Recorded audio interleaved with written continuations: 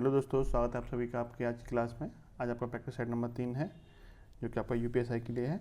इससे पहले के 2 प्रैक्टिस सेट चैनल पर डाले जा चुके हैं। यदि आपने अभी तक नहीं देखे हैं देख लीजिए और अपनी तैयारी को और भी मजबूत बनाइए।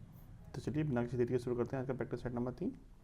देखिए क्वेश्चन नंबर 1 दिया है, ताले और चाबी का मूल्य एक साथ 25 रुपये 50 पैसे है और ताले का मूल्य चाबी के मूल्य से 20 रुपये अधिक है। तो चाबी का मूल्य ज्ञात कीजिए। देखिए ताले का मूल्य को हम मान लेते हैं x रुपये और चाबी का मान लेते हैं 22 रुपये। ठीक है, अब बोला कि दोनों का जो मूल्य है वो कितना है 25 रुपये 50 पैसे, यानी कि x प्लस वाई कितना है 25.50। ठीक है, फिर कह रहा है कि ताले का मूल्य है चाबी के मूल्य से 20 रुपये अधिक है, यानी कि x माइनस वाई कितना है 20 रुपये। ठीक है, हमें चाहिए क्या यहाँ से, हमें चाहिए चाबी का मूल्य यानी कि बाई की वैल्यू चाहिए। जब x प्लस वाई दे रखा हो, x माइनस की वाई दे रखा हो, इस तरह का समीकरण दे रखा हो और हमें छोटी वाली वैल्यू चाहिए, तो हम छोटी वाली वैल्यू कैसे निकालते हैं, दोनों का अंतर करके आधा कर दीजिए, यानी 25.50 माइनस के 20 बटे में 2 कितना जाएगा ये 5.50 बटे में 2, यानी कि 2.75। ठीक है, ऑप्शन नंबर डी आपका राइट आंसर हो जाएगा। क्लियर। चलिए नेक्स्ट क्वेश्चन देखिए। क्वेश्चन है, किसी संख्या के 5/9 भाग के 4/5 भाग को उसी संख्या से जब घटाया जाता है तो 300 शेष बचता है। उस संख्या का 5/6 ज्ञात कीजिए। देखिए मान लो वो संख्या क्या हमारी x है, x संख्या के 5/9, संख्या का 5/9 कितना जाएगा x गुणा 5/9 के 4/5 भाग को का 4/5 कितना जाएगा इतना, किस में से घटाया जाता है, उसी संख्या में से घटाया जाता है। संख्या क्या मानी थी हमने x मानी थी, तो इस सबको किस में से घटाना है, आपको x में से ही घटाना है। तो कितना शेषफल बचता है, शेषफल बचता है 300। ठीक है, इसको सॉल्व करिए, ये कितना हो जाएगा आपको 5 से 5 खत्म, यहाँ बचेगा आपका x माइनस के 4x बटे में 9 बराबर 300। 9x माइनस के 4x कितना हो जाएगा 5x बटे में 9 बराबर 300। 5 से कट जाएगा 60 बार, x की वैल्यू हो जाएगी 60 गुणा 9 यानी कि 540। यानी हमें वो संख्या मिल गई कितनी 540। पूछा क्या है उस संख्या का 5/6 भाग, तो x का 5/6 कितना हो जाएगा 540 गुणा 5/6, 6 से कटेगा 90 बार, 9 पंजे 45 यानी कि 450। 450 इस क्वेश्चन का राइट आंसर बनेगा। ऑप्शन नंबर ए आपका सही आंसर होगा। पहले बार का आंसर कितना था 2.75, ऑप्शन नंबर डी। तीसरा क्वेश्चन देखिएगा। क्वेश्चन है 96 प्लस के ब्रैकेट में दे रखा है 47 प्लस 93 डिवाइड बाई 3 माइनस के 15 प्लस 80 डिवाइड बाई 10 और फिर डिवाइड बाई 23, यानी सिंप्लीफिकेशन का क्वेश्चन है। कैसे सॉल्व करेंगे इसको, बोर्ड मास के नियम के हिसाब से। बोर्ड मास का नियम क्या कहता है, पहले भाग करिए फिर गुणा फिर प्लस और फिर माइनस। ठीक है, और उसके अलावा कोष्टक किस हिसाब से खोलते हैं, सबसे पहले छोटा कोष्टक फिर मंझला फिर बड़ा, इस तरह से हमें खोलना होता है। देखिए तो सबसे पहले छोटा कोष्टक खोलेगा, बाकी चीज़ों को जैसा है वैसा रहने दीजिए, माइनस। ठीक है, यहाँ तक मैंने उतार लिया। उसके बाद ये छोटा कोष्टक के अंदर चीज़ें खुलेंगी। सबसे पहले क्या होगा, भाग होगा, 80 में 10 का भाग करेंगे 8 आएगा, फिर 15 जोड़ देंगे कितना आ जाएगा 23। ये छोटे कोष्टक के अंदर कितना आएगा 23 आएगा, क्योंकि चिन्ह बाहर माइनस का है तो माइनस का 23 हो जाएगा डिवाइड बाई 23। ठीक है, छोटा कोष्टक खत्म। अब नंबर आएगा मझले कोष्टक। ठीक है, तो बाकी चीज़ों को ऐसे रहने दीजिए। मझले कोष्टक के अंदर चीज़ों को कैसे सॉल्व करोगे, पहले भाग करेंगे तो 93 में 3 का भाग करेंगे कितना आएगा 31, और 23 में 23 का भाग करेंगे कितना आएगा 1। ठीक है, आगे देखिए 96 प्लस के 47 प्लस, देखिए इसमें कितना बचेगा 31 में से 1 आएगा 30 बचेगा, तो अब आया 30 आंसर इसका। ठीक है, अब बड़ा कोष्टक के अंदर चीज़ें सॉल्व होंगी, तो 96 में 47 प्लस 30 कितना होता है 77, 77 ऐड कर दीजिए, कितना बचेगा आपका, कितना हो जाएगा आपका 173। ऑप्शन नंबर जो ए है वो आपका राइट आंसर हो जाएगा। ठीक है, क्लियर। चलिए क्वेश्चन नंबर 4 देखिएगा। देखिए क्वेश्चन में दिया है 662 बटे 900, 662 बटे में 900 माइनस के 562 बटे में 900 प्लस के 462 बटे में 900। इसको सॉल्व करना है और हमें पॉइंट में इसको चेंज करना है। तो देखिए सबका एलसीएम कितना आ जाएगा 900 ही आ जाएगा, यहाँ 662 हो जाएगा, यहाँ 562, ठीक, और यहाँ पे आपका 462 हो जाएगा। ठीक है, 662 में से 562 घटाएंगे कितना बचेगा, 100 बचेगा। 100 को इसमें ऐड कर देंगे कितना हो जाएगा, 562 ही हो जाएगा। तो ये हो जाएगा आपका 562 बटे में 900। 562 पर 9 का भाग करेंगे तो ये आ जाएगा आपका 900 का भाग करेंगे 0.624444, यानी कि ऑप्शन नंबर जो ए है वो आपका राइट आंसर बनेगा, ऑप्शन नंबर ए। ठीक है, 562 में 9 का भाग कर लेंगे पहले, फिर हम इसमें फिर 100 का भाग कर देंगे तो आपका 0.6244 आएगा। ठीक है, ऑप्शन नंबर ए आपका सही आंसर हो जाएगा। नेक्स्ट क्वेश्चन देखिएगा। क्वेश्चन में कह रहा है 52, 78 और 156 का लघुत्तम समानुपात ज्ञात कीजिए। एलसीएम निकालना है आपको किसका, 52 का, 78 का और 156 का। तो एलसीएम क्या होता है, वह छोटी छोटी संख्या जो इन तीनों के द्वारा विभाजित हो सके। तो देखिए ऑप्शन में सबसे छोटी संख्या कौन सी है, 156 है कि 156 52 से कटता है, तो आप कहेंगे 52 से 3 बार कटेगा ये। और 156 78 से कटता है, 78 से 2 बार कटेगा। 156 से 1 बार कटेगा, यानी सबसे छोटा ऑप्शन हमारा 156 था, जो कि हमने इससे भाग करके चेक कर लिया कि तीनों से कट रहा है। तो यही हमारा क्या बन जाएगा, इन तीनों का एलसीएम बन जाएगा ऑप्शन के अकॉर्डिंग। वैसे भी इन तीनों का एलसीएम कितना बनता है, 156 ही बनता है। ठीक है, नहीं तो ऑप्शन में आप भाग करके चेक भी कर सकते हैं। क्वेश्चन का राइट आंसर क्या बना, ऑप्शन नंबर ए। नेक्स्ट देखिएगा,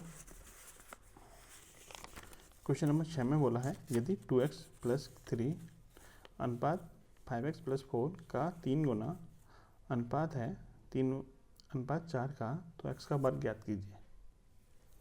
देखिए यहाँ थोड़ा सही कर लीजिए, क्वेश्चन में 3 गुना की जगह क्या कर दिए, 3 घात।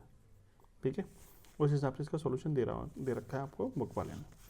देखिए क्या दिया है इसने कि 2x + 3 बटे में 5x + के 4 का जो अनुपात है वो किसके बराबर है, 3:4 की पावर 3 के। ठीक है, इस तरीके से इसने सॉल्यूशन दिया है इसका।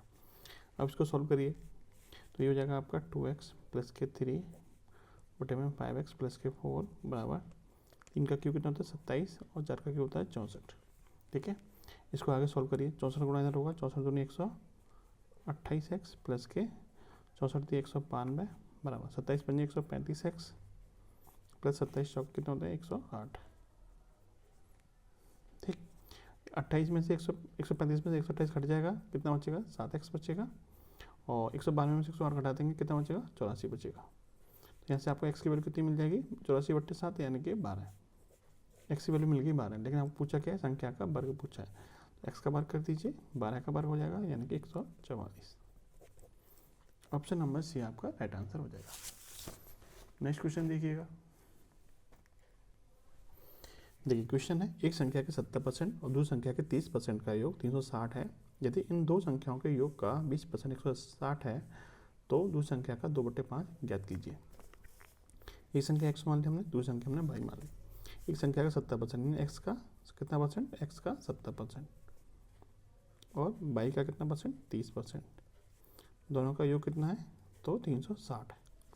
ठीक है, इसको सॉल्व करिए तो देखिए 0 से 0 खत्म, 10 कॉमन आ जाएगा, 10 का गुणा इधर हो जाएगा, तो ये हो जाएगा आपका 7x + के 3y, और जो बटे में 10 था वो किधर चला जाएगा इधर गुणा में, यानी कि 3600। पहला समीकरण आपको मिल गया। दूसरा समीकरण कह रहा है कि इन दो संख्याओं के योग का 20% 160 है, यानी कि x + y का 20% कितना है 160 है। 20 से कटेगा ये 5 पर, और 5 का गुणा इसमें हो जाएगा 16 × 5 = यानी 800 हो जाएगा, यानी x + y बराबर कितना हो जाएगा 800। ठीक है, ये आपका समीकरण नंबर 2 मिल गया। पूछा क्या हमें, दूसरी संख्या का 2/5, तो हमें दूसरी संख्या निकाल लेंगे, यानी कि y की वैल्यू चाहिए। y की वैल्यू चाहिए, y की वैल्यू निकालने के लिए हमें x खत्म करना पड़ेगा। तो देखिए समीकरण नंबर 2 में हमें 7 से गुणा कर दीजिए, समीकरण नंबर 2 में 7 से गुणा करेंगे, यानी इसमें तो कितना हो जाएगा आपका 7x + के 7y बराबर 7 8 56, यानी कि 5600। क्या किया हमने, समीकरण नंबर 2 में 7 से गुणा कर दिया। ठीक है, अब देखिए समीकरण 3 में से समीकरण 1 को घटाने पर समीकरण 3 माइनस के समीकरण 1, क्लियर। तो समीकरण नंबर इसमें से इसको घटाएंगे तो 7x कट जाएगा, और 7y में से 3y घटा देंगे कितना बचेगा 4y बराबर 5600 में 3600 घटाएंगे कितना बचेगा 2000। तो तो बाई की वैल्यू कितनी आ गई, 2000 में 4 का भाग कर देंगे तो 500। बाई की वैल्यू 500 आ गई। बाई क्या थी हमारी दूसरी संख्या। पूछा क्या दूसरी संख्या का 2/5 भाग, तो 500 का 2/5 भाग निकाल दीजिए। 2/5, 5 से कटेगा आपका 100 बार, 100 दूनी 200। तो दूसरी संख्या का 2/5 भाग कितना आ जाएगा, तो 200 आ जाएगा। Option number D. ठीक, नेक्स्ट देखिए क्वेश्चन है, अगर बाई एक्स से 20% अधिक है तो एक्स वाई से कितने परसेंट कम है। एक एक्स संख्या है, एक आपकी बाई संख्या है। ये कह रहा है जो एक्स है, सॉरी ये कह रहा है जो बाई है वो एक्स से 20% अधिक है। इसमें एक्स को 100 मान लें तो 20% अधिक यानी 20 अधिक हो जाएगी बाई, कितना हो जाएगा 120। अब आपसे पूछा कि जो एक्स है वो बाई से कितने फीसदी कम है, तो एक्स बाई से कितना कम है, आप कहेंगे 20 कम है। पूछा किसकी तुलना में, बाई की तुलना में, तो 20 की कमी है किस पे, बाई पे, यानी 120 पे। कितना परसेंट बनेगा, 100 से गुणा कर दीजिए। 20 से कम 20, 20 से 120, 1/6 कितना होता है, 16.66%, यानी कि ऑप्शन नंबर बी आपका राइट आंसर होगा। ठीक है, चलिए नेक्स्ट देखिएगा क्वेश्चन है, कुछ वस्तुओं को उनकी लागत मूल्य से 25% ऊपर अंकित किया गया था। इस तरह की वस्तुओं में से एक को अंकित मूल्य पर 20% लाभ पर बेचा गया है, दूसरी वस्तु को अंकित मूल्य पर 10% हानि पर बेचा गया है। तो कुल प्रतिशत लाभ ज्ञात कीजिए। देखिए दो वस्तुएं थी, इसमें से उनका लागत मूल्य मान लीजिए हमने कितना मान लिया 100, तो उसका अंकित मूल्य कितना निर्धारित किया गया 25% बढ़ा के। तो 100 पे 25% बढ़ाएंगे कितना बढ़ जाएगा, 25 ही बढ़ जाएगा, यानी कि लागत मूल्य यानी कि अंकित मूल्य कितना हो जाएगा, अंकित मूल्य हो जाएगा 125। ठीक है, दो वस्तुएं थी, एक को 100 से, दोनों का मतलब अंकित मूल्य कितना बढ़ाया गया है, 25 बढ़ाया गया है। दूसरी वाली का भी अंकित मूल्य कितना परसेंट बढ़ाया गया है, 25% ही बढ़ाया गया है, एक भी 125 ही हो जाएगा अंकित मूल्य। अब कह रहा है पहली वाली वस्तु को 20% लाभ पे बेचा गया अंकित मूल्य पर, तो इसका 20% बढ़ाएंगे तो 125 का 20% कितना होता है, तो 25 होता है, यानी 25 बढ़ा के बेचा गया है। कितने बेचा गया होगा, 150 में बेचा गया, क्योंकि 125 का 20% लाभ कितना होता है, 25 ही होता है। ठीक है, निकालना आना चाहिए 125 का 20%, यानी 1/5, 20 से 5 बार, 5 से 25 बार, यानी 25 के लाभ पे बेची जा रही है, तो 150 में बेची जा रही होगी। और दूसरी वस्तु कितने में बेची जा रही है, 10% की हानि पे, तो 125 का 10% कितना होगा, 12.5, 125 का 10% कितना हो जाएगा, 12.5, यानी 12.5 की हानि पे बेची जा रही है। तो कितनी बेची जा रही होगी, ये बेची जा रही होगी 112.5 में बेची जा रही है। ठीक है, अब चूंकि दोनों वस्तुओं का लागत मूल्य कितना था, 100 माना था, एक को 150 में बेचा, एक को 112.5 में बेचा है, यानी कि दोनों वस्तुओं का जो विक्रय मूल्य है वो कितना है, विक्रय मूल्य की गणना करें तो कितना हो जाएगा, विक्रय मूल्य हो जाएगा 150 प्लस के 112.5, यानी कि 262.5 हो जाएगा। ठीक है, और क्रय मूल्य कितना हो जाएगा, क्रय मूल्य हो जाएगा 100 + 100 यानी कि 200। ठीक है, तो कितना लाभ पे बेची जा रही है दोनों चीज़ें, लाभ पूछा था आपसे, तो कितने का लाभ हो रहा है, लाभ हो रहा है आपका 262.5 में से 200 घटा देंगे, यानी कि 62.5 का लाभ हो रहा है। कितने पे हो रहा है, तो 200 पे हो रहा है। परसेंटेज में पूछा था लाभ, लाभ प्रतिशत बराबर होता है लाभ बटे में क्रय मूल्य गुणा 100। 2 जीरो से 2 जीरो खत्म, और 62/5 में 2 का भाग करते हैं कितना आ जाएगा, तो ये हो जाएगा आपका 31.25%। ठीक है, 31.25% का लाभ होगा, ऑप्शन नंबर डी। नेक्स्ट देखिए क्वेश्चन दिया है, यदि 2160 वस्तुओं का क्रय मूल्य 1728 वस्तुओं के विक्रय मूल्य के बराबर है तो लाभ प्रतिशत क्या होगा। यहाँ पर सही कर लीजिए, 1728 है। ठीक है, यानी 2160 वस्तुओं का जो सीपी है यानी क्रय मूल्य है वो कितने के बराबर है, 1728 वस्तुओं के विक्रय मूल्य यानी कि एसपी के बराबर है। ठीक है, हमको लाभ चाहिए, लाभ कितना परसेंट का हुआ है, तो देखिए सीपी और एसपी का यहाँ से रेशियो निकाल सकते हैं, कितना आ जाएगा 1728 बटे में 2160, यानी यदि सीपी 1728 है तो एसपी कितना होगा, 2160 होगा, यानी कितने की लाभ पे बेची गई चीज़ है, तो लाभ निकाल लीजिए। 1728 वाली चीज़ 2160 में बेची गई है, तो कितने का लाभ होगा, तो 2160 में इसको घटा दीजिए, तो घटाएंगे कितना मिलेगा आपको, 432, यानी कितने के लाभ पे बेची गई है, 432 के लाभ पे बेची गई है। कितने परसेंट का लाभ हुआ है, तो प्रतिशत लाभ आपको पता ही है, प्रतिशत लाभ बराबर फॉर्मूला क्या होता है, लाभ बटे में क्रय मूल्य गुणा 100। लाभ कितना होता है 432 का, क्रय मूल्य कितना है 1728 का, गुणा कर दीजिए 100 का। 432 से कितने कटेगा, 4 बार, 4 से कट जाएगा आपका 25 बार। कितने परसेंट का लाभ हुआ है, 25% का लाभ हुआ है, ऑप्शन नंबर ए। नेक्स्ट देखिएगा क्वेश्चन कह रहा है एक स्मार्ट टीवी 1,62,100 में खरीदा गया है। इसकी कीमत में 30% की वृद्धि हुई है, वृद्धि अंकित की गई है। इसे अंकित मूल्य पर 20% छूट पर बेचा जाता है। स्मार्ट टीवी पर लाभ परसेंटेज ज्ञात कीजिए। देखिए लाभ परसेंटेज में चाहिए तो इसकी वैल्यू का इस वैल्यू की कोई ज़रूरत नहीं है। मान लेते हैं कि हमारा जो क्रय मूल्य है टीवी का वो कितना है, 100 में खरीदी गई थी और कितनी बढ़ा के अंकित की गई है, 30%। तो 100 का 30% बढ़ाएंगे, 30 ही बढ़ेगा, यानी कि उसका जो अंकित मूल्य निर्धारित किया गया है वो कितना निर्धारित किया है, 130 निर्धारित किया गया है। अब इसे अंकित मूल्य पर 20% छूट पर बेचा गया। कितने परसेंट छूट पर बेचा गया है, 20% छूट पर। तो 130 का जो 20% होगा वो कितना होगा, तो 130 का जो 20% होगा वो कितना होगा, 26 होगा। यानी 130 वाली चीज़ 26 की छूट पर बेची गई है, तो कितने बेची गई होगी, 104 में बेची गई होगी। ठीक है, 130 का 20% निकालें कितना आएगा, 26 आएगा। यानी 26 की छूट पर बेची गई है तो कितने बेची गई होगी, 104 में बेची गई होगी। अब कितने परसेंट लाभ पे बेची गई है, तो 100 हमारा क्रय मूल्य था, 100 वाली चीज़ फाइनली कितने बेची गई है, 104 में बेची गई है। तो कितने के लाभ पे बेची गई है, 4 के लाभ पे बेची गई है। कितने परसेंट का लाभ होगा, प्रतिशत लाभ बराबर होता है लाभ बट्टे में क्रय मूल्य गुणा 100। क्रय मूल्य किसका इतना 100 है, कितना परसेंट लाभ हो जाएगा, 4% का ही लाभ होगा। ठीक है, ऑप्शन नंबर बी आपका राइट आंसर हो जाएगा। नेक्स्ट देखिएगा, क्वेश्चन दिया है प्रति वर्ष साधारण ब्याज की किस दर से 50,500 की राशि 20 वर्षों में 1,61,600 का ब्याज अर्जित करेगी। साधारण ब्याज की बात हो रही है, तो साधारण ब्याज का फॉर्मूला क्या था, साधारण ब्याज बराबर होता है मूलधन गुणा दर गुणा समय बटे में 100। ये फॉर्मूला होता है साधारण ब्याज का। साधारण ब्याज कितना मिल रहा है, 1,61,600। ठीक है, मूलधन कितना दे रखा था, 50,500। दर हमें निकालनी है, इसको हमने आर मान लिया। समय कितना दे रखा है, 20 बस, बटे में हो जाएगा 100। इसको सॉल्व करते हैं, देखिए 2 जीरो से 2 जीरो खत्म। ठीक है, और इसको काटते हैं, 1 जीरो से 1 जीरो भी खत्म हो जाएगा। ठीक है, 2 से काटिए, 2 से कटेगा आपका ये 2 8 16, 0 2 8 16। ठीक, 5 से काटिए, 5 से कटेगा 101 बार, 5 से कटेगा ये 5 जगह 5, 3 बचे, 5 30, 5 जगह 5 30। ठीक है, और इससे कटेगा आपका ये 16 बार। तो आर की वैल्यू कितनी आ गई, 16%। ठीक है, ऑप्शन नंबर सी आपका राइट आंसर होगा। नेक्स्ट क्वेश्चन देखिए, क्वेश्चन दिया है सीमा ने सेविंग बैंक खाते में 5,000 रुपये जमा किए और साधारण ब्याज पर 4% प्रति वर्ष है, तो 2.5 साल का कितना मिश्रण बनेगा। मिश्रण किसके बराबर होता है, मिश्रण होता है ब्याज प्लस मूलधन, ब्याज प्लस मूलधन। तो पहले हमें ब्याज निकालना पड़ेगा, तभी हम मूलधन में ऐड कर पाएंगे। मूलधन कितना दे रखा है, 5,000। तो साधारण ब्याज निकालते हैं। साधारण ब्याज का फॉर्मूला आपको बताया था, मूलधन गुणा दर गुणा समय बट्टे 100। मूलधन कितना दे रखा है, 5,000। दर दे रखी है 4%, समय दे रखा है 2.5 वर्ष। ठीक है, बटे में कर दीजिए 100 का। 2 जीरो से 2 जीरो खत्म, पॉइंट हटेगा, बटे में 10 और आ जाएगा। इस 10 से ये वाला जीरो भी खत्म। 5 चौक 20, 20 इंटू 25 कितना होता है, तो 500 होता है। ठीक है, 5 चौक 20, 20 इंटू 25 कितना हो जाएगा, तो 500 हो जाएगा। यानी ब्याज कितना मिल रहा है, ब्याज मिल रहा है 500।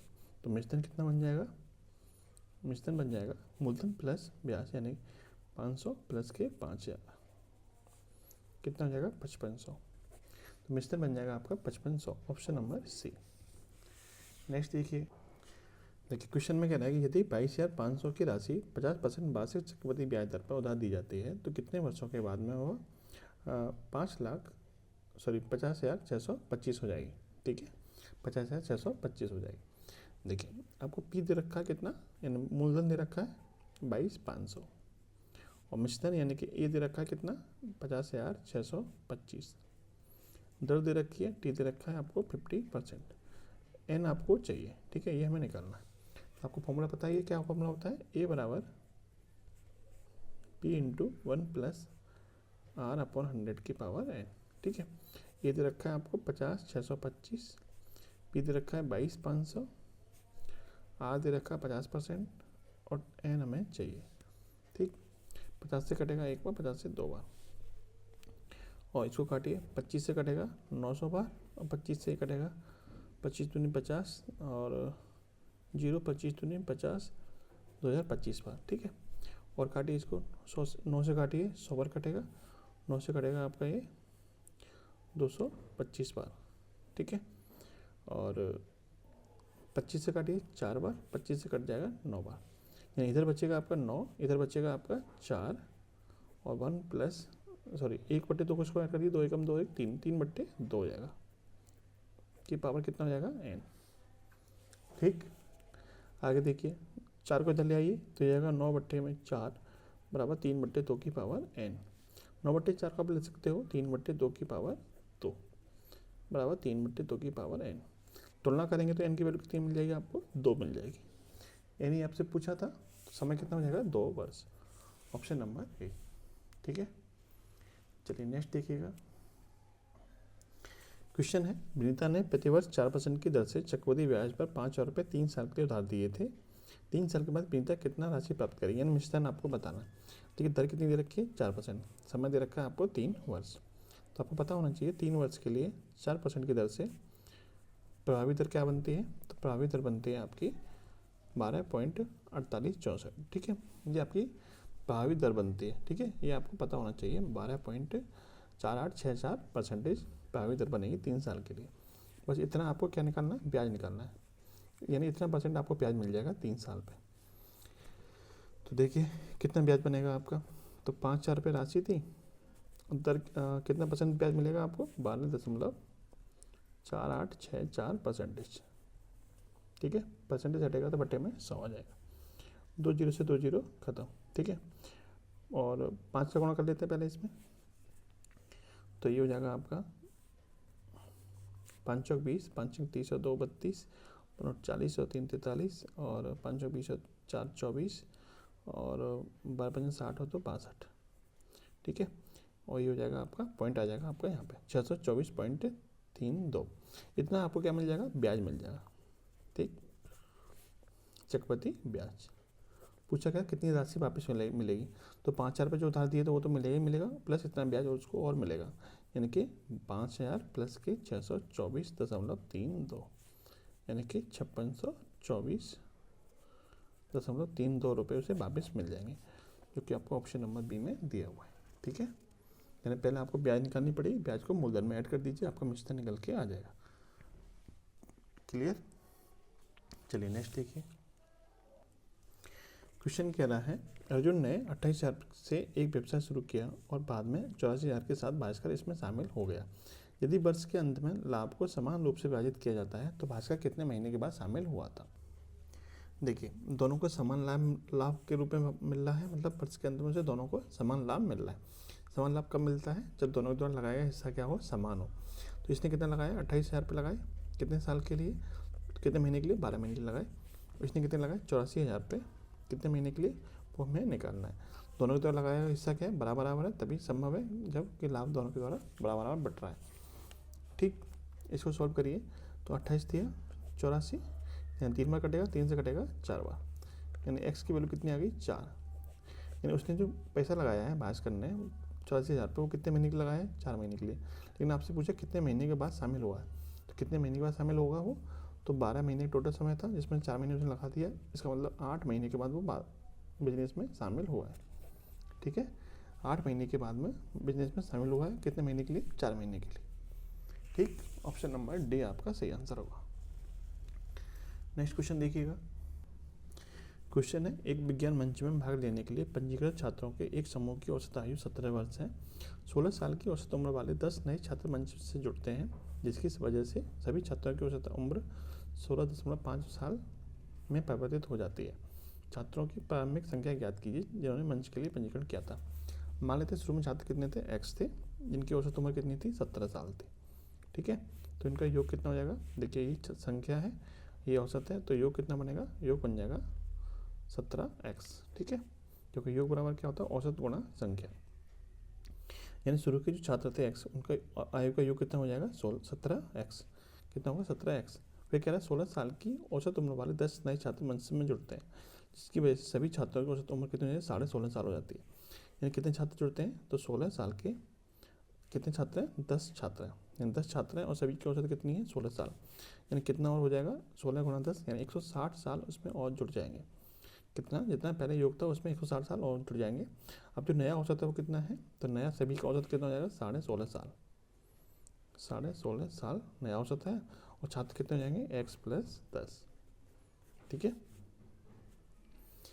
अब इनका योग कितना हो जाएगा, तो देखिए पहले कितना योग था 17x, 160 वर्ष और जुड़ गया, तो अब नया योग कितना हो गया 117x प्लस के 160, और ये योग किसके बराबर होगा, सभी छात्र कितने हैं x प्लस 10, और सभी का औसत कितना है 16.5 वर्ष। ठीक है, औसत गुणा संख्या बराबर योग, और ये आपका कुल योग पहले कितना था 17x था, और 160 आपका और जुड़ गया है, दोनों क्या हो जाएंगे बराबर हो जाएंगे। यहाँ से आपको x की वैल्यू निकालनी है, 17x प्लस के 160 बराबर के 16.5 गुणा इसमें करिए 16.5x प्लस के 165, 16.5 इधर जाएगा, 17x में कटेगा कितना बचेगा 0.5x बचेगा, 160 इधर जाएगा 165 में से कटेगा तो 5 बचेगा, यहाँ से पॉइंट हटेगा बटे में 10 आ जाएगा, 5 से 2 बार कट जाएगा, 2 पंजे 10, x की वैल्यू कितनी आ जाएगी 5 गुणा 2 यानी कि 10।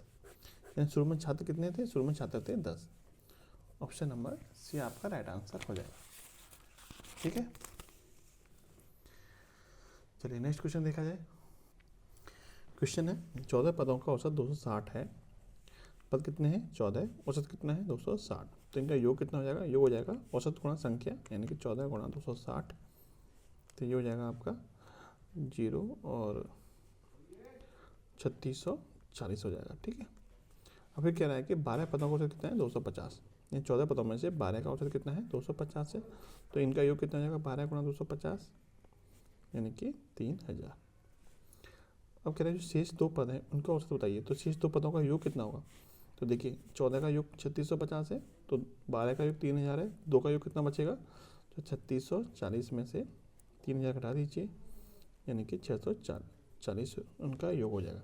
कितना, 2 पदों का योग, 2 पदों का योग 640 है, तो उनका औसत कितना होगा, औसत बराबर क्या होता है, औसत बराबर योग बटे संख्या,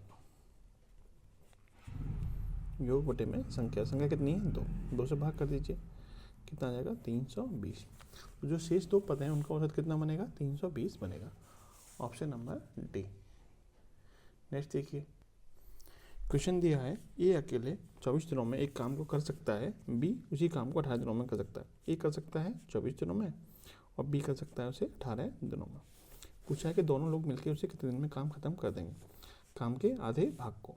ठीक है, तो हमें पूरा काम निकालना है। पूरा काम कितना होता है, दोनों संख्याओं के एलसीएम के बराबर। 24 से 18 का एलसीएम कितना आता है, तो 72 आता है। तो हमने मान लिया कि पूरा जो काम है वो 72 है, जिसको ए 24 दिन में करता है, तो एक दिन में कितना काम करता होगा 72 बट्टे 24 यानी कि 3 यूनिट काम करता होगा। ऐसे 18 दिन में 72 काम कौन करता है, बी करता है, तो एक दिन में कौन करता, कितना करता होगा 72 बट्टे 18 यानी कि 5 यूनिट काम वो करता होगा। यानी कुल मिला के ए और बी दोनों मिलकर एक दिन में कितना काम करते होंगे, तीनों 5, यहाँ पे कितना आएगा 4 आएगा। ठीक है, 18 चौक 72, 4 3 कितना आएगा 7 यूनिट काम एक दिन में कर रहे हैं। तो पूरा काम करने में कितना समय लगेगा, पूरा काम का आधा हिस्सा बताना है, तो 72 का आधा कितना हो जाएगा 36, यानी 36 काम करने में कितना समय लगेगा।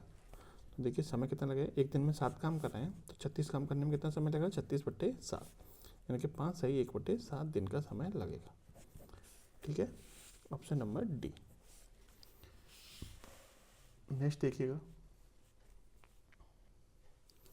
क्वेश्चन है ए किसी कार्य को 126 दिन में पूर्ण कर सकता है, बी उसी कार्य को 189 दिन में पूर्ण कर सकता है, तो वे दोनों एक साथ कितने दिन में कार्य को पूरा करेंगे। देखिए ए कर रहा है 126 दिन में और बी कर रहा है 189 दिन में। दोनों का एलसीएम ले लीजिए, दोनों का एलसीएम कितना आ जाएगा, इन दोनों का एलसीएम बनेगा आपका 378, कितना बनेगा, यानी इसका डबल बनेगा, इसका 3 गुना इसका डबल। ठीक है, 378 इसका एलसीएम बन जाएगा। एलसीएम निकालना आपको आना चाहिए। अब देखिए ए एक दिन में कितना काम करेगा, तो एक पूरा काम करेगा 126 दिन में, तो एक दिन में कितना काम करेगा 378 में 126 से भाग कर दीजिए यानी कि 3 यूनिट काम करेगा।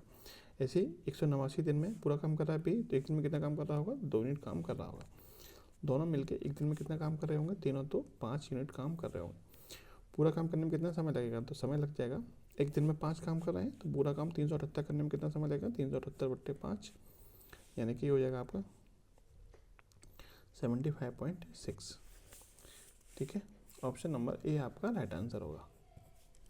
क्लियर, ऑप्शन नंबर ए आपका राइट आंसर बन जाएगा। नेक्स्ट देखिएगा, क्वेश्चन है, एक लड़की 5 किलोमीटर प्रति घंटे की, 10 किलोमीटर प्रति घंटे की और 15 किलोमीटर प्रति घंटे की रफ्तार से कुल 55 मिनट में 3 समान दूरियां तय करती है। उसके द्वारा तय की गई कुल दूरी बताइए। मान लेते हैं कुल दूरी कितनी है, x है, मतलब समान जो दूरियां तय कर रही है वो कितनी कितनी x तय कर रही है, वो x और x तय कर रही है। तो पहली दूरी कितनी किस स्पीड से तय कर रही है, 5 किलोमीटर प्रति घंटे की स्पीड से। तो कितना समय लेगी, तो समय बराबर क्या होता है, दूरी बट्टे 4, और ये भी दूरी बट्टे 4, दूसरी कितनी स्पीड से, 10 की स्पीड से, और तीसरी 15 की स्पीड से। कुल मिलाकर कितना समय लग रहा है, तो 55 मिनट लग रहे हैं। चूँकि आपको समय और दूरी दे रखी है किलोमीटर में, तो हमें मिनट को घंटे में चेंज करने के लिए 60 से भाग करना पड़ेगा। ये आपका समीकरण बन गया। यानी पहले दूरी x थी, तो x की दूरी को 5 किलोमीटर प्रति घंटे की चाल से तय करने में कितना समय लगेगा, x/5। ऐसी दूसरी दूरी को x/10 और तीसरी दूरी को x/15। कुल समय कितना लग रहा है, 55 मिनट, यानी 55/60। ठीक है, इसको सॉल्व करिए। तो 5, 10 और 15, इनका एलसीएम कितना आएगा, तो इनका एलसीएम आ जाएगा 30।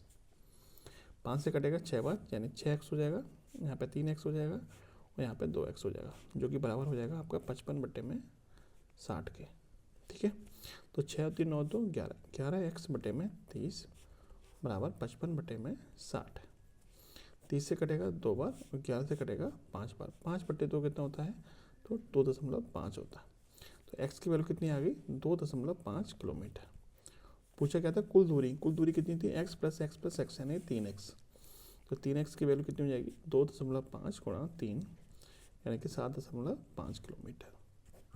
ठीक है, ऑप्शन नंबर डी आपका राइट आंसर हो जाएगा। क्लियर। चलिए नेक्स्ट देखिएगा। देखिए क्वेश्चन है, एक व्यक्ति खुद अपनी कार चलाकर 80 किलोमीटर प्रति घंटे की गति से जा रहा है। कुछ देर बाद कार खराब हो जाती है और उस व्यक्ति को अपने गंतव्य पर बस से जाना पड़ता है। बस की गति कार के मुकाबले 3/4 है, जिसके कारण वो व्यक्ति 15 मिनट देरी से अपने गंतव्य पर पहुंचता है। कुल यात्रा 100 किलोमीटर की है, तो उस व्यक्ति ने कितने समय कार चलाई है, यानी कार का समय आपको बताना है। देखिए, एक आपकी कार है और एक बस है। ठीक है, कार की स्पीड कितनी है, 80 किलोमीटर प्रति घंटा, और बस की स्पीड कितनी है, कार का 3/4। कार का 3/4 यानी 80 का 3/4 कितना हो जाएगा, तो आप कहेंगे 60 हो जाएगा। बस की स्पीड कितनी है, 60 किलोमीटर प्रति घंटा। ठीक है, अब आपने एक चीज़ पढ़ी होगी कि जो स्पीड का रेशियो होता है, स्पीड का रेशियो यहाँ से कितना मिल जाएगा आपको, 4 और 3। जो स्पीड का रेशियो होता है उसका उल्टा होता है टाइम का रेशियो। ठीक है, निश्चित दूरी के लिए। तो टाइम का रेशियो कितना हो जाएगा, 3/4। यानी कार के द्वारा लिया गया समय 3 यूनिट है, तो बस के द्वारा लिया गया समय 4 यूनिट है। यानी कितना समय एक्स्ट्रा ले रही है बस, तो 1 यूनिट समय एक्स्ट्रा ले रही है। जो समय एक्स्ट्रा ले रही है उसकी वैल्यू कितनी दे रखी है आपको, 15 मिनट। यानी 15 मिनट देरी से पहुंचता है, बस की वजह से 15 मिनट देरी से पहुंच रहा है। 1 यूनिट की वैल्यू कितनी हो जाएगी, 15 मिनट। तो बस ने कितना समय लिया है, 4 यूनिट समय लिया है, तो 4 यूनिट की वैल्यू कितनी हो जाएगी, 15 गुणा 4 यानी कि 1 घंटा। 60 मिनट का मतलब कितना होता है, 1 घंटा। ठीक है, यानी कि जो बस चली है वो कितने मिनट चली है, 60 मिनट चली है, यानी कि 1 घंटा चली है। ठीक है, 1 घंटे में बस कितनी चल गई होगी, क्योंकि बस की स्पीड कितनी है, 60 किलोमीटर प्रति घंटा। तो बस 1 घंटे में कितना चला होगी, बस के द्वारा चली गई दूरी कितनी होगी, 1 घंटा में 60 किलोमीटर चलती है, इसका मतलब 60 किलोमीटर ही चली होगी, क्योंकि बस पूरा जो समय ले रही है वो कितना ले रही है, 1 घंटा ले रही है। तो बस के द्वारा चली गई दूरी कितनी है, 60 किलोमीटर। और कुल दूरी कितनी थी, 100 किलोमीटर की दूरी थी कुल।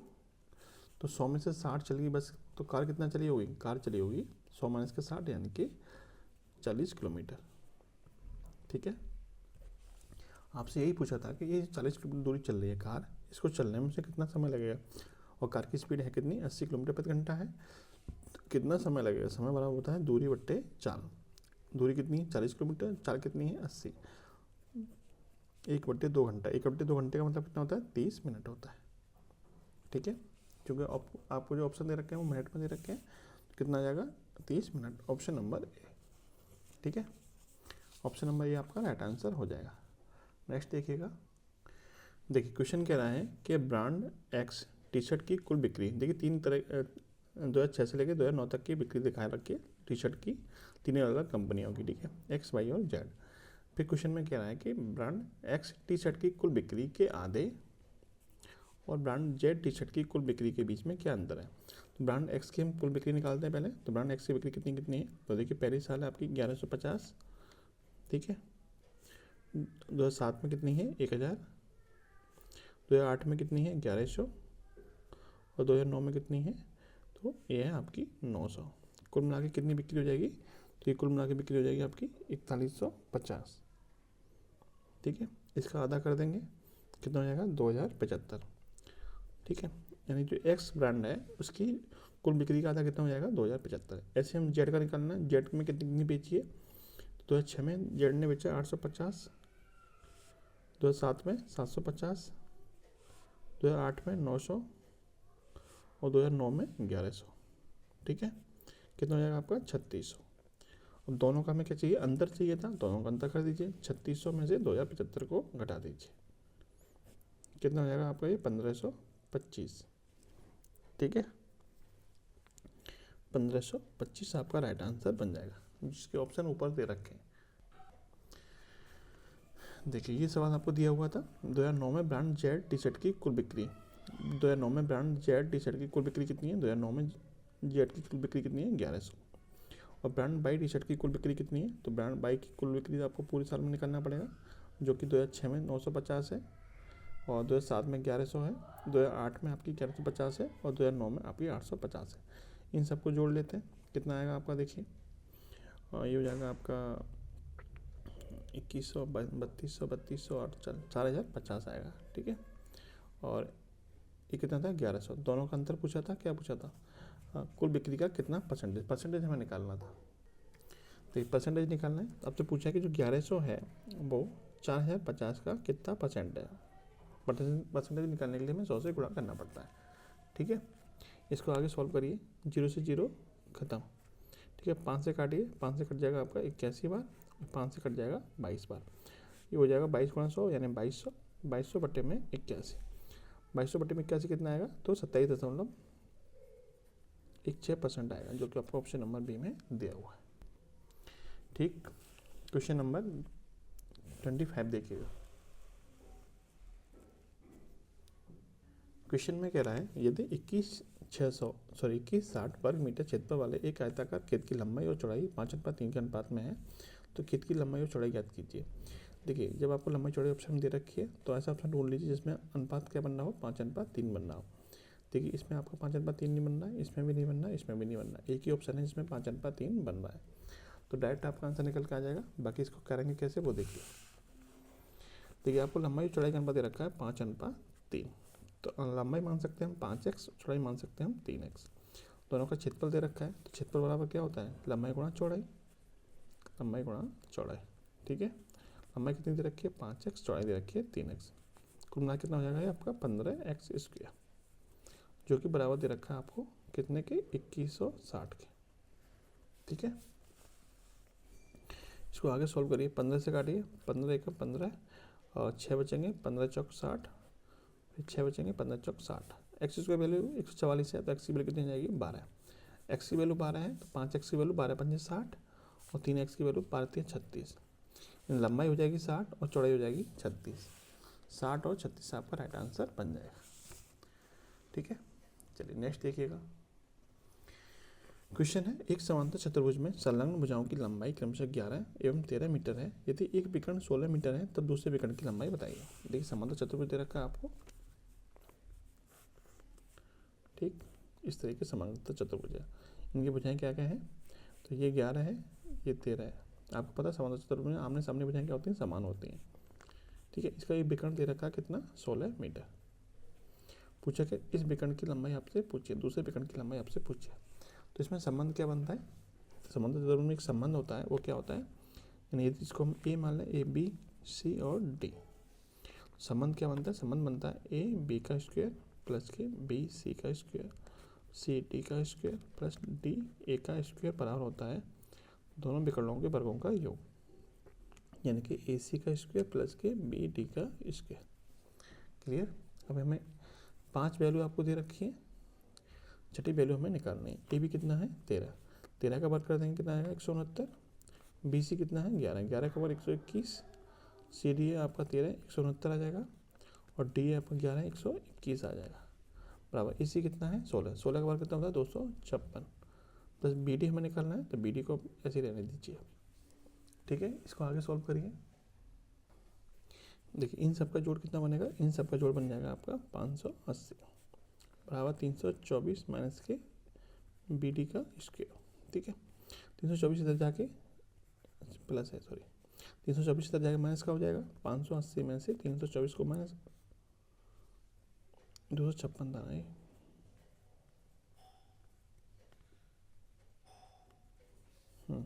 ठीक है। 256 इधर जाएगा माइनस का हो जाएगा बराबर बी डी का स्क्वायर, ठीक है। 256 को माइनस करती है 580 में से 324 बचेगा बराबर बी डी का स्क्वायर। अब 324 का वर्गमूल कितना आता है, 18 आता है, यानी जो बी टी होगा वो कितना होगा, 18 होगा। बी डी क्या था हमारा, दूसरा पकड़, दूसरा पकड़ कितने सेंटीमीटर का होगा, तो 18 सेंटीमीटर का होगा, ठीक है। ऑप्शन नंबर सी आपका राइट आंसर हो जाएगा। क्लियर। चलिए नेक्स्ट देखिएगा। देखिए ये क्वेश्चन आपको दिया हुआ है। यदि समुच्चय u बराबर 1 से लेकर 80 तक का सेट है और p के वैल्यू दे रखी है 7, 9, 24, 57, 69 और q की वैल्यू दे रखी है ये, तो आपको n p intersection q dash minus के n p union q dash का मान क्या होगा, ये हमें निकालना है। तो देखिए पहले हम निकालते हैं n p intersection q dash की वैल्यू, ये किसके बराबर होती है, तो ये वैल्यू निकल के आती है आपकी एन यू माइनस के एन पी यूनियन क्यू, ठीक है। एन यू क्या है, मतलब कितने यूनिट है, कितने नंबर है इस समुच्चय में, कितने नंबर है, तो आप कहेंगे 80 है। कितने हैं, 80 है। इनमें से दोनों में शामिल करेंगे, पी यूनियन क्यू करेंगे, पी यूनियन क्यू करेंगे, ठीक है। दोनों को शामिल करेंगे, कितने नंबर बनेंगे, तो देखिए पी में कितने हैं, 7, 9, 24, 57, 69। इसमें जो कॉमन संख्या उनको हटा दीजिए, जैसे कि आपका 25 है, सॉरी 9 कॉमन है, 57 कॉमन है, 69 कॉमन है, इसको एक ही बार लेना है ना। तो कितना आ जाएगा आपका 7, 9, 24, 25, 27, सॉरी 24, 57, 69 और एक आपका 8, कुल मिला के कितने बनेंगे, 7 बनेंगे, ठीक है। दोनों को सेटों को मिला के कितना बनेगा नंबर, तो 7 बनेगा, ठीक है। जो कॉमन है उनको एक बार ही लेना है, तो कितना बन जाएगा आपका 73। Then N P intersection Q dash की वैल्यू कितनी आ गई, तो 73 आ गई, ठीक है। यहाँ थोड़ा चेंज कर लीजिए, जब हमें इंटरसेक्शन वाला निकालना है तो यहाँ पे इंटरसेक्शन वाला ही आएगा, ठीक है। इन दोनों में कॉमन कितने हैं, तो कॉमन है आपके एक तो 9 कॉमन है, एक आपका 57 कॉमन है, एक 69 है, यानी 3 नंबर कॉमन है, तो यहाँ पर 3 आएगा आपका, कितना आएगा आपका 77, ठीक है।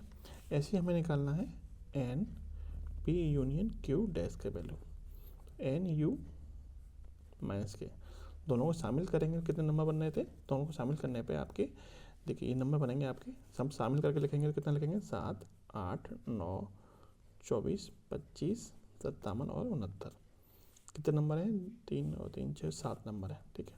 तो एन पी यूनियन क्यू की जो वैल्यू निकल के आई कितनी आई, तो एन यू तो आपका 80 है, ये कितना है 7 है, कितना आ जाएगा आपका 73, ठीक है। और आपको इन दोनों की तो अंतर पूछा था, इन दोनों का अंतर पूछा है, तो अंतर निकाल दीजिए, कितना हो जाएगा 77 माइनस के 73 यानी कि 4, ठीक है। दोनों का डिफरेंस कितना आ जाएगा, 4 आ जाएगा। क्लियर। चलिए नेक्स्ट देखिएगा, कथन और निष्कर्ष वाले क्वेश्चन है। देखिए सभी गेहूँ भूरे हैं, सभी गेहूँ क्या हैं, भूरे हैं, तो गेहूँ का हो गया, ये आपका भूरे का हो गया। कुछ भूरे चीनी हैं, कुछ भूरे क्या हैं, चीनी है। सभी चीनी सफ़ेद है, सभी चीनी क्या है आपकी सफ़ेद है, ठीक है। अब क्या निष्कर्ष निकलता है, कुछ गेहूँ चीनी है, कुछ गेहूँ चीनी की रेंज में आ रहे हैं, तो आप कहेंगे नहीं आ रहे हैं, ठीक है। कुछ सफ़ेद गेहूँ है, कुछ सफ़ेद गेहूँ है, तो ये भी नहीं है, यानी ना तो एक निष्कर्ष निकलता है ना ही दो निष्कर्ष निकलता है। दोनों में से कोई भी निष्कर्ष ना निकलता हो तब आपको कौन सा विकल्प चुनना होता है, तो आपको सी विकल्प चुनना है। सी विकल्प के कौन सा ऑप्शन में दे रखा है, सी में ही दे रखा है। मैं आपको एक बार दोबारा दिखा देता हूँ। देखो जब दोनों में से कोई भी निष्कर्ष ना निकलता हो तो आपको कौन सा विकल्प चुनना है, सी विकल्प चुनना है। और सी विकल्प किस में दे रखा था, कौन सा ऑप्शन में, तो सी में ही दे रखा था, ठीक है। सी किस में दे रखा था, सी में ही दे रखा था। चलिए नेक्स्ट देखिए, 12 स्टार 9 स्टार 2 बराबर 96 स्टार 3 स्टार 2। आपको बताना है स्टार के स्थान में ऐसा कौन सा रखते हैं वैल्यू कि आपको ये समीकरण संतुष्ट कर जाए, तो ठीक है। या तो आप इसको वैल्यू रख के चेक कर लीजिए, या फिर आपको थोड़ा दिमाग लगाना है कैसे। तो देखिए 36 में 3 का भाग करेंगे, 96 में 3 का भाग करेंगे कितना आएगा 32, 32 में 2 माइनस करते हैं कितना आएगा 30, ऐसे ही 9 दूनी 18 प्लस 12 कितना आ जाएगा 30 आ जाएगा। तो इसका मतलब यहाँ पे आपका माइनस का चिन्ह आएगा और यहाँ पे आपका भाग का चिन्ह आएगा और यहाँ पे आएगा आपका गुणा का, यहाँ पे प्लस का आ जाएगा। ठीक है, प्लस गुणा भाग माइनस, ऑप्शन नंबर सी में जो दे रखा है उस तरीके से इसको संतुष्ट किया जा सकता है। ठीक है, क्योंकि पहले हम भाग करेंगे 96 में 3 का भाग करेंगे कितना आएगा 32, 32 में 2 माइनस कर देंगे 30 आ जाएगा। ठीक है, ऐसे ही यहाँ पे देखिए 9 दूनी 18, 18 प्लस 12 कितना आ जाएगा 30 आ जाएगा। यानी दोनों तरफ समीकरण आपका संतुष्ट हो रहा है ऑप्शन नंबर सी के द्वारा। ठीक, चलिए क्वेश्चन नंबर 30 देखिए, इसका आपको दर्पण प्रतिबिंब बताना है। दर्पण प्रतिबिंब कैसे बनेगा, सबसे पहले इधर देखना है कि यहाँ पे शुरुआत कैसे होगी, तो ई से शुरुआत होगी, इस तरह से ई बनेगा। ठीक है, ऑप्शन देखें, इस ऑप्शन में तो है नहीं है, इसमें भी नहीं है, शुरुआत में ई, तो ये तो आपका आंसर नहीं होगा, दोनों बी और सी। फिर ई के बाद नंबर आएगा सी का, सी के बाद एन का, एन के बाद ए का। ठीक है, ए के बाद क्या आएगा टी आएगा, टी आपका सीधा सीधा होगा ना कि उल्टा होगा, तो बी ऑप्शन भी आपका नहीं होगा, एक ही ऑप्शन आपका मैच कर रहा है। नेक्स्ट देखिए, प्रश्न में दिए गए शब्दों को पुनर्व्यवस्थित कीजिए और पुनर्व्यवस्थित शब्द के लगभग समान अर्थ वाले विकल्प का चयन कीजिए, यानी समान अर्थ सिनोनिम बताना है आपको। ये आपको एक शब्द दे रखा है, इसको पहले तो व्यवस्थित करना है, उसके बाद उसका फिर सिनोनिम बताना है। तो जब इसको व्यवस्थित करोगे तो कौन सा शब्द बनेगा आपका, तो ये बनेगा आपका परमिट, PARMIT। ठीक है, परमिट का मतलब क्या होता है, समान शब्द बताना है। तो ऑप्शन देखिए, लाइसेंस, रिफ्यूजल, बैन या फिर प्रोटेस्ट। तो परमिट का सिनोनिम क्या बन सकता है, इसमें लाइसेंस बन सकता है, ऑप्शन नंबर ए। ठीक, नेक्स्ट देखिए, ADG जे के बाद में क्या आएगा, तो देखिए ए से डी तक जाने में तीन को जोड़ा जा रहा है, डी से जी तक +3 हुआ है, फिर +3 और फिर आगे जे से +3 करेंगे तो कितना आएगा एम आएगा, यानी पहला लेटर आपका एम आएगा, जो कि सिर्फ एक ही विकल्प में दे रखा है, बाकी का मैच करने की ज़रूरत नहीं है। नेक्स्ट देखिएगा, देखिए ये आपको शब्द दे रखे हैं 4, अगला शब्द बताना है आपको क्या आएगा। तो देखिए इसमें क्या लॉजिक लगाया गया है, देखिए जनरेशन को तुलना की गई है, पहले की तुलना की गई है तीसरे से, यानी पहले की तुम आगे पीछे का लेटर हटा दें तो हमें ये शब्द मिल जाएगा। ऐसी इसकी तुलना की गई है किससे, तो इसकी तुलना की गई है चौथे वाले से, इसमें से आगे पीछे का शब्द हटा दें तो हमें ये शब्द मिल जाएगा। तो इसकी तुलना किससे करेंगे, अगले वाले से, यानी क्वेश्चन मार्क वाले से, इसमें से ये हटा दीजिए और ये हटा दीजिए, कितना बचेगा नरेशन, यानी ये बनेगा आपका ये वाला, तो ये किस में दे रखा है आपको, इसी ऑप्शन में दे रखा है, ऑप्शन नंबर बी में। ठीक है, चलिए नेक्स्ट देखिए क्वेश्चन नंबर 34, लैग का संबंध 120 से है तो रेम का संबंध क्या होगा। तो देखिए लैग का डिजिट सम करके देखिए, लैग एल का मतलब कितना होता है 12, ई का मतलब होता है 5, जी का मतलब होता है 7, 12 और 5 17, 17 और 7 24, तो हम 24 में 5 से गुणा कर दें कितना मिल जाएगा हमें 120। क्या ये ले जो किसमें बैठ रहा है, तो देखिए आर का नंबर होता है 18, आई का 9, एम का 13, 18 9 27, 27 और 13 40, 40 में हमें कितने से गुणा करना पड़ेगा 5 से, कितना आएगा 200, 200 ऑप्शन में है तो है, इसका मतलब ये लॉजिक हमारा सही बैठ रहा है। क्या किया है, अंकों को जोड़ लीजिए, मतलब इसके स्थान वाले अंकों को जोड़ लीजिए और इसमें 5 से गुणा कर दीजिए, ऐसे इसमें स्थान वाले अंकों को जोड़ा गया है और 5 से गुणा किया गया है। ठीक है, चलिए, गौर पूर्व दिशा में 15 किलोमीटर चलता है, वह दाएं मुड़ता है, फिर दाएं मुड़ता है, अंत में बाईं ओर मुड़ जाता है, वह किस दिशा की ओर चल रहा है। ठीक है, आपको पता है कि ये आपकी पूर्व दिशा होती है, ये उत्तर, ये पश्चिम और ये आपकी दक्षिण होती है। मान लीजिए यहाँ से मैं चलाना शुरू करता हूँ तो पूरब की ओर जाता है 15 किलोमीटर, फिर दाएं मुड़ता है, इधर मुड़ेगा दाएं की तरफ, फिर दाएं मुड़ेगा तो दाएं की तरफ होगा, इसका इधर होगा, और फिर अंत में बाईं मुड़ता है, यानी अंत में ये नीचे की तरफ मुड़ जाएगा। अब पूछा कि उसका दिशा किस ओर है, उसका मुंह किस ओर है, तो देखिए ये दिशा कौन सी होगी, तो ये दिशा आपकी दक्षिण दिशा होगी। ठीक है, यानी ये पूरब है तो ये दिशा कौन सी होगी, दक्षिण होगी। इसने पूरब की ओर चलना शुरू किया था, अंत में किधर होगा, ये दक्षिण की तरफ होगा, ऑप्शन नंबर बी। नेक्स्ट देखिएगा, एक कॉलेज में यदि लड़कों की संख्या का 15% लड़कियों की संख्या के 1/3 के बराबर है। देखिए इसको कैसे करते हैं, देखिए क्वेश्चन में दोबारा देख लीजिए, एक कॉलेज में यदि लड़कों की संख्या का 15% लड़कियों की संख्या के 1/3 के बराबर है तो दोनों का अनुपात बताना है। देखिए बॉयज का कितना परसेंट, 15%, गर्ल्स के कितने के बराबर है, गर्ल्स के 1/3 के बराबर है। यहाँ से बी और जी का रेशियो निकालिए, बी अपॉन जी हो जाएगा, 100 इधर जाएगा, बट्टे में कितना जाएगा 15 गुणा 3। ठीक है, 5 से काटिए 3 बार, 5 से कटेगा 20 बार, तो बी और जी का रेशियो कितना आ जाएगा 20 बट्टे में 9, अनुपात आ जाएगा आपका बी अनुपात जी हो जाएगा 20:9। ठीक है, ऑप्शन नंबर आपका ए एकदम सही आंसर होगा। नेक्स्ट देखिएगा, क्वेश्चन है उमेश और कपिल ने क्रमशः 750 और 975 का दान किया है। उमेश और कपिल द्वारा दान की गई राशियों का अनुपात बताइए। दोनों का अनुपात निकालना है, तो अनुपात निकाल लीजिए। देखिए दोनों का अनुपात निकालते हैं तो ये कटेगा आपका 750 और 975 का अनुपात निकालना है। ठीक है, 5 से काटिए, कितना कटेगा 150 बार। ये 5 से कट जाएगा आपका, 5 एकम 5, 4 बचे, 5 ने 45 और 5 25। ठीक है, और 15 से काटिए, 15 से कटेगा आपका 10 बार, 15 से कटेगा आपका 13 बार। इन दोनों का जो अनुपात निकल के आएगा वो कितना आएगा 10:13, ऑप्शन नंबर बी। ठीक है, नेक्स्ट देखिए तर्क और कथन और तर्क वाला क्वेश्चन। कथन कह रहा है क्या संयुक्त परिवार एकल परिवारों से बेहतर होते हैं? इसके पीछे क्या तर्क दे रखे हैं? हाँ, संयुक्त परिवार सुरक्षा सुनिश्चित करते हैं तथा कार्यभार को कम करते हैं। बात एकदम सही है। जो संयुक्त परिवार होते हैं उसमें क्या होता है, सुरक्षा भी रहती है और जो कार्य का लोड होता है वो कम होता है। यानी पहला कथन, पहला तर्क आपका एकदम सही है। ठीक है, दूसरा देखिए, नहीं एकल परिवार चलाने के लिए अधिक धन की आवश्यकता होती है। ये तो तर्क आपका एकदम गलत है। सिर्फ एक ही तर्क मजबूत हो रहा है, पहला तर्क। पहला किस में दे रखा है ऑप्शन, यानी पहला केवल एक तर्क मजबूत है, यानी ए ऑप्शन किस में दे रखा है, ए ऑप्शन आपको डी में दे रखा है। डी ऑप्शन आपका राइट आंसर हो जाएगा। ठीक है, चलिए नेक्स्ट देखिए। कथन कह रहा है कि 25 वर्ष से अधिक उम्र के छात्र नीट 2019 में भाग ले सकते हैं। 25 वर्ष से अधिक उम्र के छात्र नीट 2019 में भाग ले सकते हैं। सोनाली 26 वर्ष की है। सोनाली नीट 2019 में भाग ले सकती है, तो ले सकती है क्योंकि 25 वर्ष से अधिक वाले भाग ले सकते हैं। नीट के लिए आवेदन करने वाले उम्मीदवारों की संख्या में कमी आएगी, तो ये तो तर्क आपका मजबूत नहीं बनना है। ठीक है, सिर्फ एक ही निष्कर्ष निकलता है, ऑप्शन नंबर ए। और ए ऑप्शन वाला किस में है, देखिए केवल निष्कर्ष एक आंसर करता है, ये किस में, ए आपका बी ऑप्शन में है। बी ऑप्शन आपका राइट आंसर हो जाएगा। ठीक है, और लास्ट क्वेश्चन देखिएगा, यदि 2 दिसंबर 1947 को रविवार है तो 2 सितंबर 1947 को रविवार है तो 2 सितंबर 1950 को कौन सा दिन होगा? 2 सितंबर 1947 को कौन सा दिन था? संडे था। ठीक है, तो पूछा है आपको कि 2 सितंबर 1950 को कौन सा दिन होगा। देखिए, आपको पता होना चाहिए कि हर साल एक दिन बढ़ जाता है। यदि लीप ईयर है तो हर साल अगले साल में 2 दिन बढ़ जाएंगे। तो देखिए 2 सितंबर से 2 सितंबर 1950 तक कितने दिन बढ़ेंगे? तो 3 साल है, तो 3 दिन तो बढ़ ही जाएंगे। प्लस 1948 जो होगा वो लीप ईयर से होगा, तो उसमें एक दिन आपका और बढ़ जाएगा। ठीक है, कुल मिला के 4 दिन आपके बढ़ जाएंगे। संडे में 4 दिन को ऐड कर दीजिए, कितना आ जाएगा? तो ये आपका बृहस्पतिवार आ जाएगा, यानी कि गुरुवार आ जाएगा। ठीक है, यानी हर साल आपका एक दिन बढ़ता है।